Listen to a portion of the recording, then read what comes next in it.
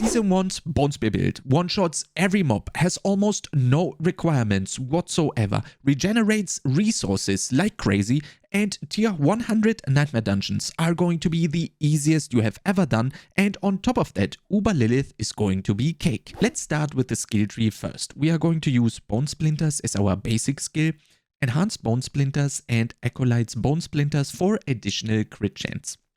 Next up, we are obviously going to level and max out Bonespear as much as possible, also getting levels from items.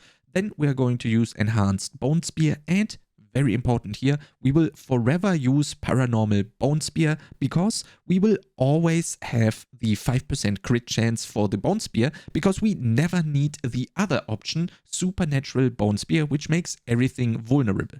That is already covered by an aspect on our two-hander, which we will go into greater detail later in the video during the aspects and gear section, but you never have to worry about vulnerable, therefore you also don't need the Supernatural Bonespear ever. You can always get the free 5% increased critical strike chance very easily every time you go with Bonespear. Then we take Imperfectly Balanced to get more damage, also Unliving Energy because we get maximum essence. That is going to be a really great modifier, which we go into detail a little bit further down the skill tree. Then we also take Hued Flesh, which can be substituted by the Amplify Damage here, which involves a much more active playstyle, using Decrepify a little bit more often. With Hued Flesh, you are going the more laid-back approach when it comes to that. So feel free to change between Hued Flesh or Amplify Damage, depending on if you want to be a little bit more laid-back with Hued Flesh or you want to be a little bit more active with Amplify Damage. Next up, we are going to use one Blood Mist point here because we need the Unstoppable, and that is the only Unstoppable effect that we have. And then we want to have the Corpse Explosion together with the Enhanced Corpse Explosion and Blighted Corpse Explosion. We never really cast our Corpse Explosions because that is going to be done with our Season 1 Malignant Heart, which is going to automatically cast our equipped Corpse skills. So you kind of never have to do that with Corpse Explosion. There is a niche scenario, which we will also go into later during the rotation and combos part of the video. We also take Grim Harvest to generate more essence and Fueled by Death to get more damage whenever we are consuming a corpse. Next up, we will use Death's Embrace, which also gives us less damage taken to close enemies and lets them take 6% more damage from us. And you will have Death's Reach, which deals 12% increased damage to distant enemies.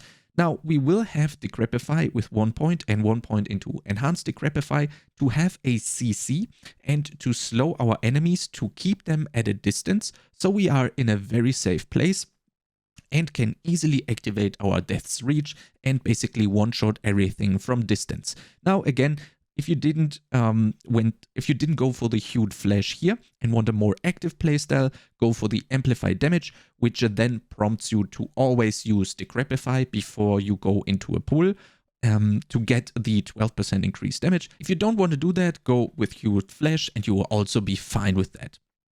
Next up, we will use the Corpse Tendrils here, which are going to be a very nice combo. Together with the Enhanced Corpse Tendrils, this means all the Corpse Tendrils are going to slow and then pull in everything right on top of the pixel, right on top of the corpse that you have cast this on. And this also works for your auto cast hard. So you're basically always pulling in all of the mobs over and over, having them stacked right on top of a pixel, being slowed and being stunned for 3 seconds. And you can still cast that one yourself, so you can also control where you want to pull the mobs to. And then, in my opinion, the best cluster for all of the classes is this bone cluster right here with Serration, which is going to scale with our max essence, which we are going to cover in the gear section a little bit more in detail. Compound Fracture and Evulsion, which is going to be increased by our necklace to 6. And then next up, we use Inspiring Leader to get 12% attack speed for free, basically all of the time. Stand Alone, because we are not using any minions, which is going to increase the damage reduction by 18%. and Memento Mori, which is going to increase the sacrifice bonuses of these skeletal warriors and skeletal mages by 60%.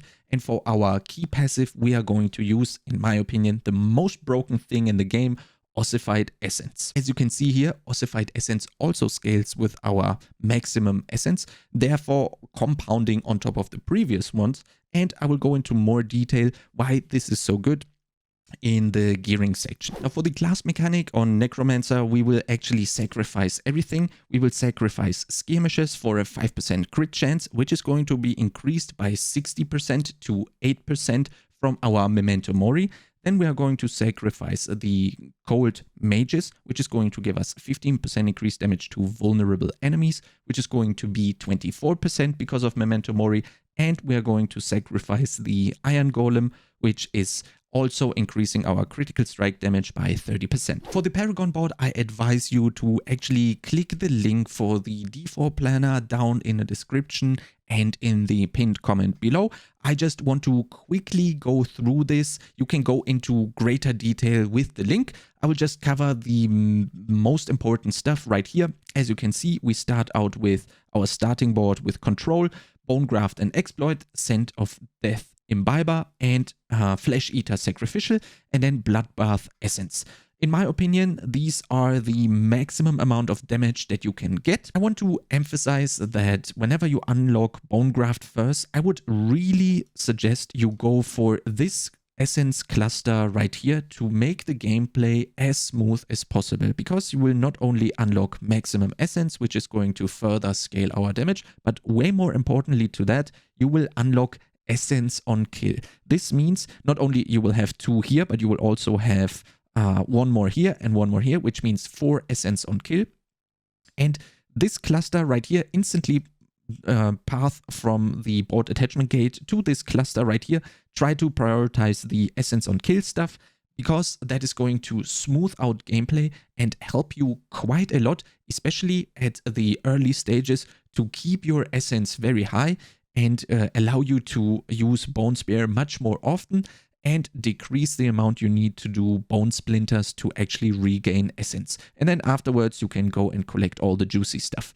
From here on out, you just go and path to whatever you feel most important to you. Sometimes that is the glyph, sometimes that is the legendary node. For the glyph leveling, it's going to be in this order. So you want to have Control, Exploit, Imbiber, Sacrificial, and Essence. So just 1, 2, 3, 4, 5. But leveling to 21, you want to have Essence, Exploit, Control, Imbiber, and Sacrificial, in that order, going from level 15 to 21. For the gear and aspects, it's pretty straightforward, and for the helm we are trying to find a Deathless Visage, which is probably going to occur rather fast. I was able to find a lot of Deathless Visages, and therefore I included it as a must-have in the build. For the time being, until you find it, you can see the endgame no visage version right here, which is basically just going to give you Protector instead of the visage effect. But again, I think you will easily find this one. Ideally, you want this one. It's a lot of additional stats and a lot of damage and a lot of stats that you profit off from. Next up is going to be your chest. We want a disobedience on that. Chest naturally being a defensive slot. Therefore, and because I play hardcore, this one is really, really defensive with total armor and all 3 damage reduction stats.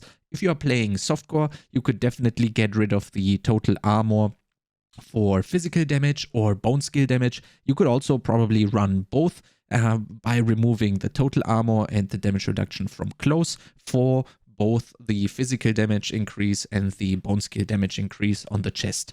For the hands, we are running Ranks of Bonespear, critical strike chance, critical strike damage with bone skills, and the Ossified Essence key passive, together with the Lucky Hit modifier that gives us a chance to restore 21% of our primary resource. Now, when I was tinkering with the build, the switch to the Lucky Hit to restore primary resource was incredible. That stat alone makes the build even more smooth to play, let alone the other stuff that compounds on top of that with your resource regeneration. But that Lucky Hit stat definitely helps you out with a lot of resource regeneration. You might say 5% is not that much, but Bonespear has a 50% Lucky Hit chance. resulting in a 2.5% chance to restore 21% of your primary resource if you get a max roll on the restore percent. But since you are basically having a lot of damage instances because your Bonespear is hitting so many mobs that got pulled together with your corpse tendrils, you will have a lot of procs on this, basically refilling your energy quite fast, or your resource, your essence, very, very fast. And we run the Serration aspect on the gloves. I think I already said that, but just to be sure. Then next up, Might on the Pants. Pants, again, being a very defensive slot with damage reduction from distant, total armor, and damage reduction from close. And the Might aspect, so don't forget to cast your Bone Splinters every 5 seconds to get the 20% damage reduction. And then we have the Boots and Amulet that are kinda linked together a little bit. The only minor negative that Necro has is that they are slow. So we really want to offset this by having a lot of movement speed. Therefore, it's really important to have movement speed not only on your boots, but also on your amulet as a max roll if possible. And then you want to have the movement speed for 6 seconds after killing an elite, ideally on the boots, but it's also fine having it on the necklace. But on the necklace, you would have to give up ranks of evulsion or the damage reduction.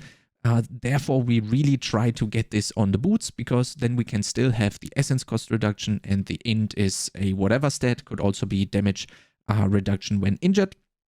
So this way, when we put the movement speed after killing an elite on the boots, we still can have ranks of evulsion passive on necklace, essence cost reduction on necklace, and damage reduction on necklace, which is really, really great. And we can't do that the other way around. So try to prioritize on this, but it's definitely fine having the movement speed on elite kill also on neck, and then maybe getting rid of the essence cost reduction, damage cost reduction, or maybe even the ranks, but this would be the ideal scenario.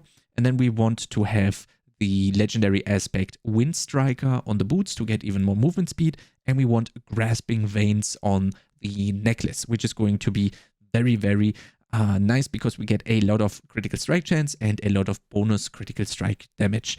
Then the rings are going to be similar. The only difference is Exposed Flesh is on one to help us with more essence generation when hitting vulnerable enemies. And the other one is going to be Torment, which is going to give us more essence regeneration whenever we critically strike with bone skills. And you have to watch out here. Not only is your Bonespear a bone spell, but also Bone Splinters is a bone spell, obviously. So if you are very low on resource, you are casting your Bone Splinters anyway, and then the essence regeneration is going to be increased by quite a lot, because you will probably also crit with Bone Splinters. Therefore, you will regenerate quite a lot of essence in a very short period of time.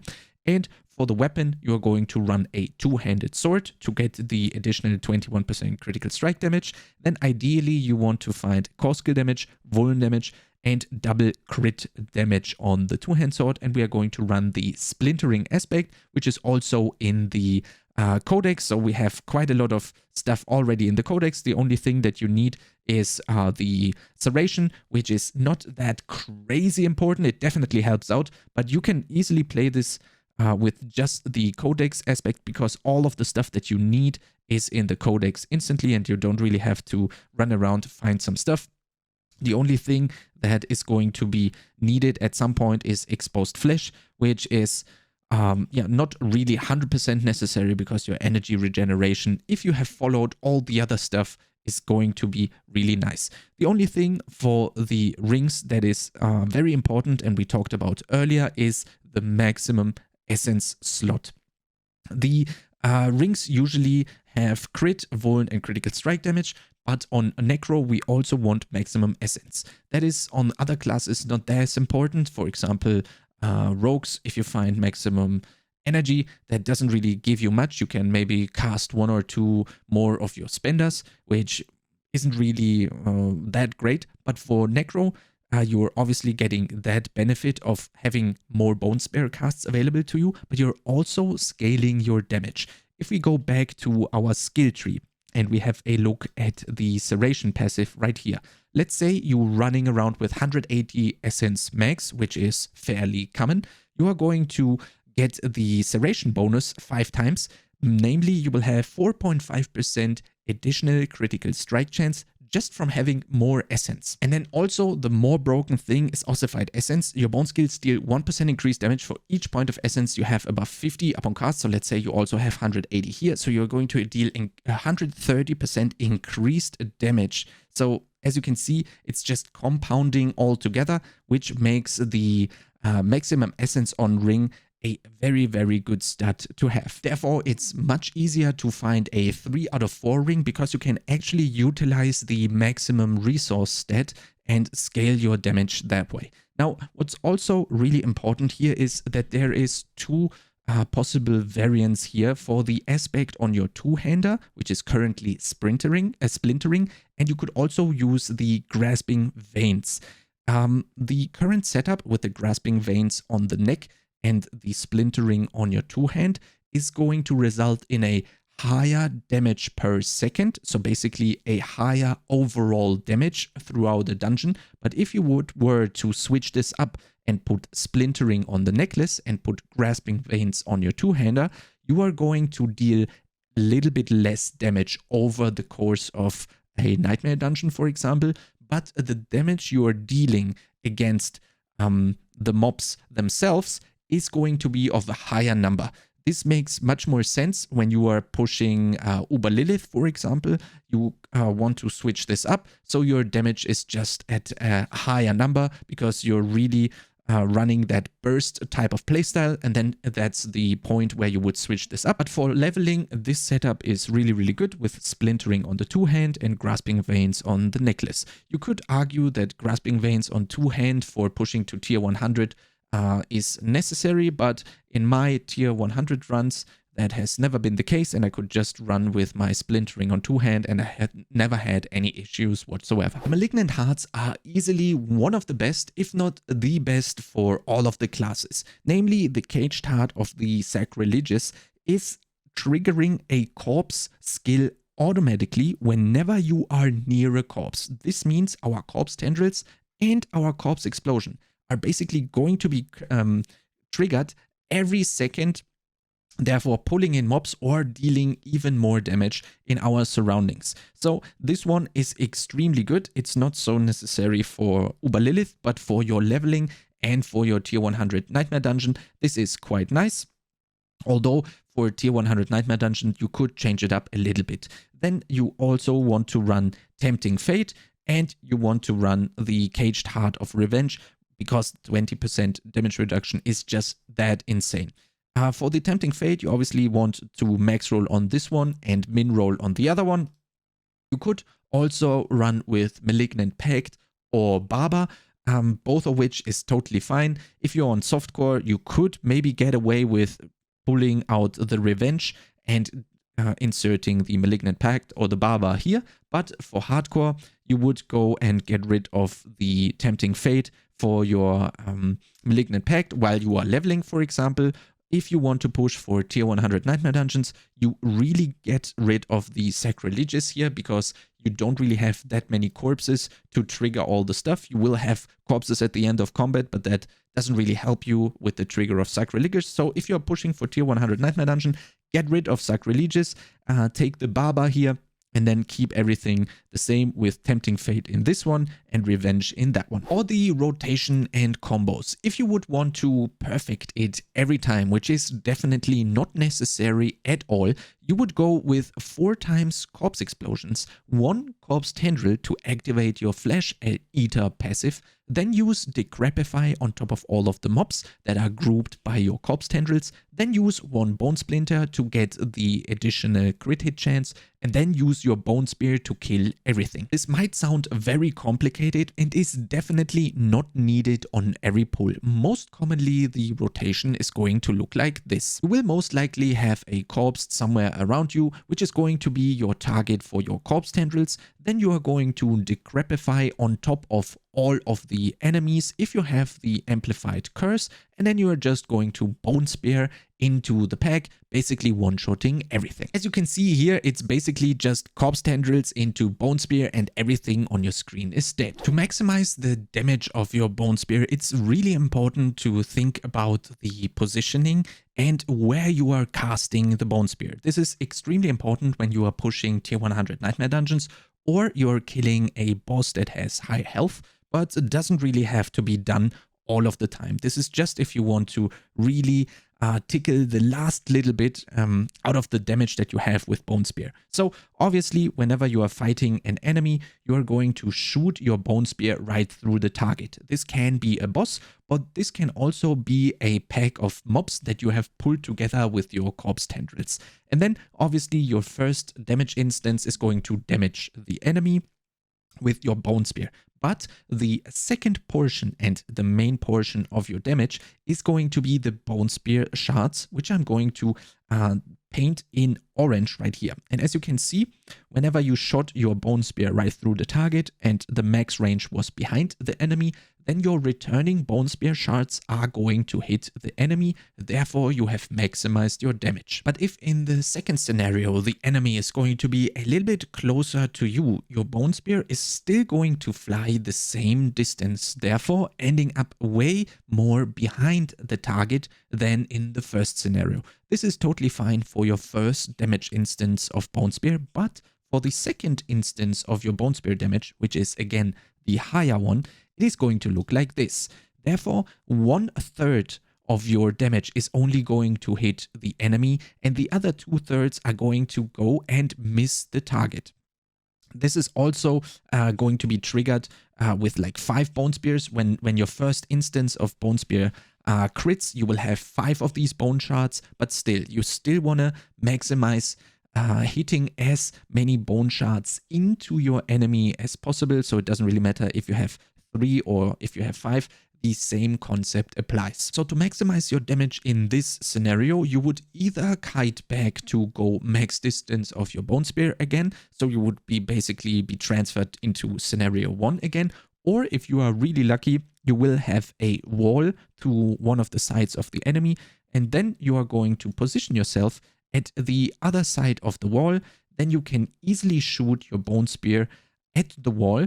The wall is going to cap the max distance of your Bonespear, and then the bone shards are again going to hit your enemy and are going to hit them with all of your damage, and you're not going to lose out on damage, even if you are close range compared to your first scenario. For the pros and cons, everything is going to be a one-shot. It doesn't matter if it is leveling or if you are pushing very high tier Nightmare Dungeons. As you can see here on the screen, I was able to defeat Elias, so the second capstone, which is level 70, on level 60 without ever having played Necromancer before or having any amounts of experience here. That was a very easy run, and I was never in any danger of losing the character at all. This was on hardcore, so I'm quite sure you guys will be much faster and can do this much earlier than I did on softcore.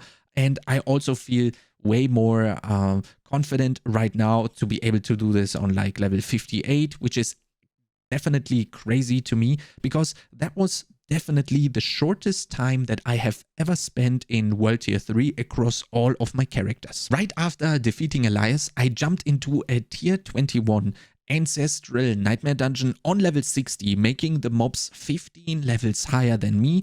And again, this is hardcore, and I was easily able to clear the complete dungeon without any form of ancestral gear. So for the cons of the build, if you don't like to be very active in terms of orb walking or kiting back whenever mobs move closer to you and you trying to stay at the same distance to the mobs, although they are moving to you, then you probably don't really like the playstyle that much.